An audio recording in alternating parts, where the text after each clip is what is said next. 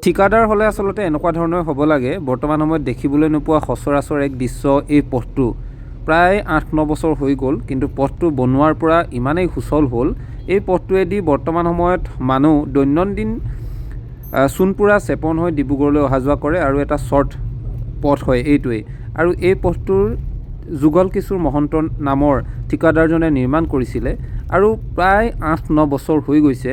Actual সময়খিনি মই গম পোৱা নাই, কিন্তু প্ৰায় 8-9 বছৰ হৈ গৈছে। 8-9 বছৰ এটা পথ ভাল হৈ থকাটো ভাবক কিমান ভালকৈ এই পথটো নিৰ্মাণ কৰিলে। বৰ্তমান সময়ত পথ নিৰ্মাণ কৰা 2-3 মাহৰ পিছতে এৰিবলৈ ধৰে।